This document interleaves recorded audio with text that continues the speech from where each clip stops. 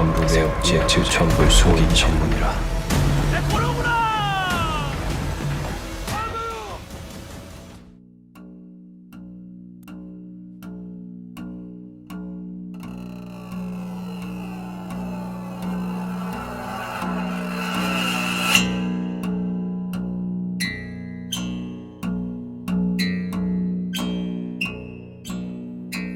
아까 말씀하신 우리가 해결할 수 없는 문제들, 그 여러 가지 딜레마와 모순 이런 것을 풀어가는 방식 가운데 하나로서 이런 것이 다시 호명이 되고 있는데, 근데 그게 바깥에 있는 더 멀리 있는 초월적인 게 아니라 내 안에 있는 거다 이렇게 말씀하셨거든요.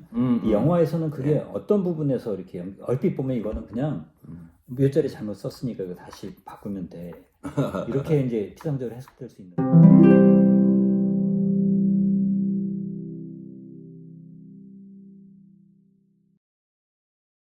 근데 이제 결론에서는 이 쇠말뚝 네. 문제를 해결하는 건 최민식이거든요. 그렇죠. 네.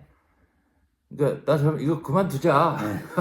이거 이러다가 죽겠다라고 했을 때 최민식이 야, 다음 세대한테 이런 걸 물려주면 돼? 이건 이제 굉장히 그 개인적인 자기가 시대에 대한 경험의 발로란 말이에요. 그 반성이기도 하고. 그러니까 이건 종교하고 관계없어요. 그리고 이런 굿이라는 거하고도 관계없어. 자기가 굿쟁이지만 풍수지리를 하는 그 직관이지만 그거하고 관계없이 그냥 한 시민으로서 역사라는 걸 이렇게 가면 안 되지. 근데 그거는 뭐 역사학자들만 가지는 게 아니고 무슨 정치가들만 가지는 게 아니라는 거예요. 저런 그 어떻게 보면 약간 사기꾼처럼 보이기도 하고 이런 사람들 안에도 그 안에 어떤 그 바른 것에 대한 지향, 가치 있는 것에 대한 지향들이 살아있다. 결론이 멋있죠, 그러니까. 근데 얼핏 그런 식의 메시지는 상당히 뭐 상투적이라고 할까 굉장히 무겁게 이렇게 흐를 수가 있는데 이 영화에서는 그렇지 않았던 건가요? 아, 그렇죠. 그러니까 무겁게 가려면 처음부터 멋있는 사람이어야지. 그렇죠. 그러니까 최민식이 직관으로서 변해가는 과정이 있었던 거네. 그러니까 원래 그런 사람인데 워낙 이 문제 자체가 이거 자기가 납득이 안 되는 걸 만난 거죠. 그럼 이게 자기 안에서 정리가 돼야 될 거 아니에요. 해석이 되고 해석이 안 되는 거야. 그럼 뭔가를 해야 된다고 생각을 한 거죠. 뒤로 갈 수도 있어요. 물러설 수도 있고. 근데 나이도 들었고. 나 얼마 안 남았고. 이런 그 이제 자기 삶의 의미에 대한 것을 이제 나름대로 그걸 천착해서 간 한 인물이 또 그 안에 있었던 거지. 그러니까 어떻게 보면 아씨 뭐 이제 그런 사람이 있을까 이럴 수도 있잖아요 우리가. 근데 우리가 흔히 얘기하기를 강호의 고수가 있다. 어떤 그 이제 바닥에 가면 우리가 바닥이라고 하는 건 이제 모든 우리 이웃들인데 그 안에 귀한 것을 가진 사람들이 있고 귀한 고민을 하고 경험을 한 사람들이 있다 이거예요.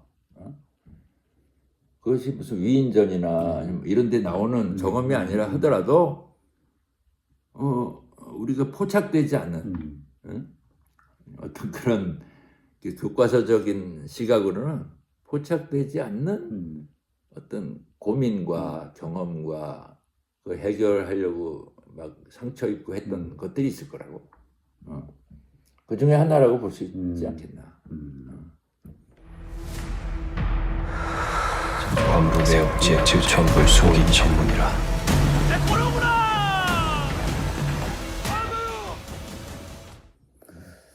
네, 이 영화가 이제 스토리가 두 부분으로 나뉘지 않습니까? 전반부와 후반부인데 이게 재밌게 본 게 모두 다 이제 앞부분 그 부잣집의 문제가 어쨌든 해결이 됐잖아요. 근데 그걸로 끝나는가 싶었는데 그 밑에 의외에 수직으로 세워진 그 말뚝 같은 그 묘가 있었다.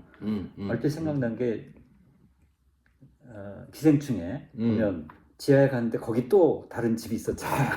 그렇지. 그러니까 이게 뭘까요? 그러니까 해결했는데 보이지 않는데 또 뭐가 나타나고, 그죠? 그러니까 그게 참 쾌감을 주는데 오히려 예. 우리가 이게 표피를 보고 사는 거 아니야. 그렇죠. 네. 그리고 우기는 거 아니냐. 이제 일단 기득권이죠. 이데올로기고. 그러네 세상이. 근데 그렇지 않다. 네. 사실은 그 밑에 어쩌면 지금의 우리의 문제를 타개할 수 있는 뭐가 묻혀 있을 수도 있다. 아니면 우리가 간과하는 아주 그 못된 우리 사회 이렇게 만드는 것이 있을 수도 있다. 이제 이런 이제 질문을 하는 거죠. 영화가. 이거 논문도 쓰기 쉽지 않은데 영화니까 상상력을 통해서 뭐가 있을지도 몰라. 그 어린 아이들 보면요, 요 밑에 뭐가 이렇게 있어요. 그 우리 손자는 할아버지를 하부라 그러는데 하부 방에만 오면 신나는 거예요.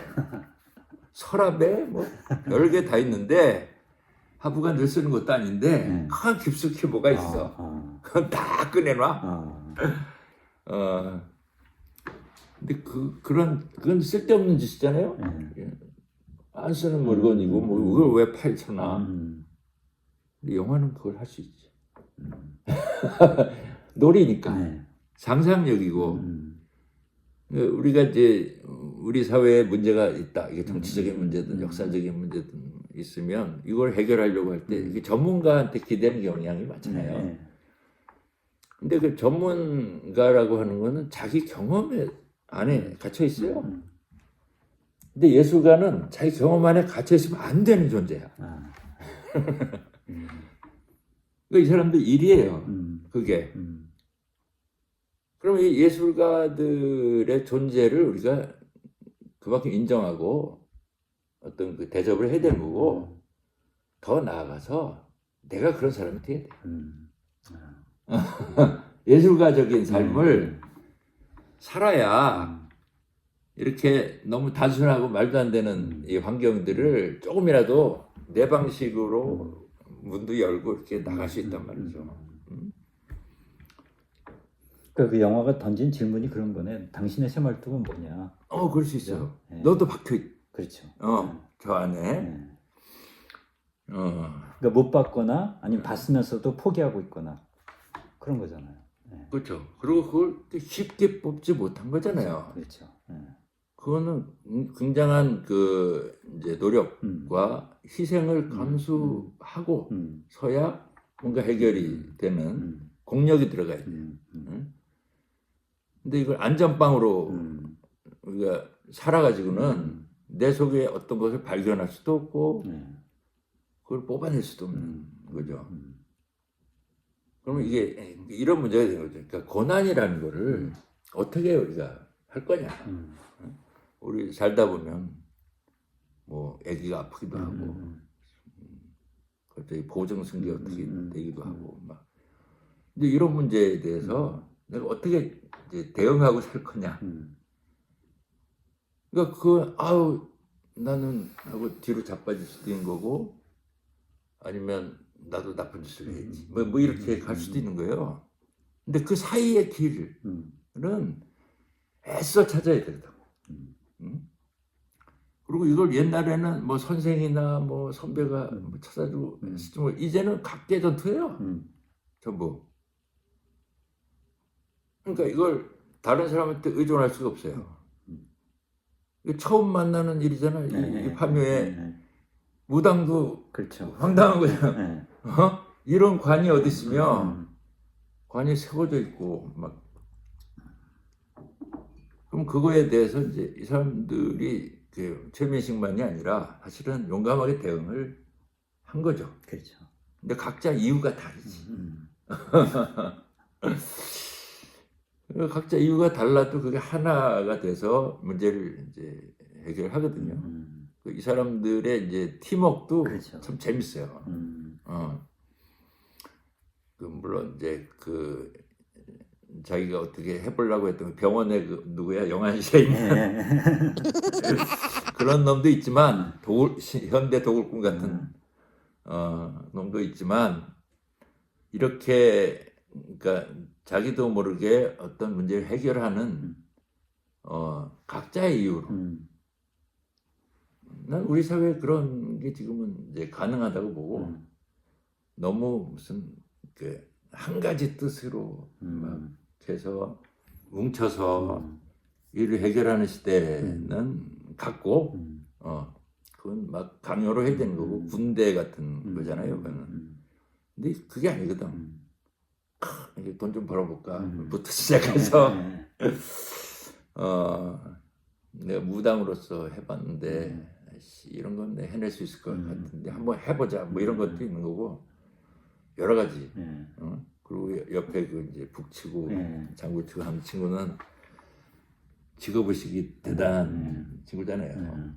일종의 장인 정신 비슷한 게 있어가지고 그런 것도 역할을 하는 거고.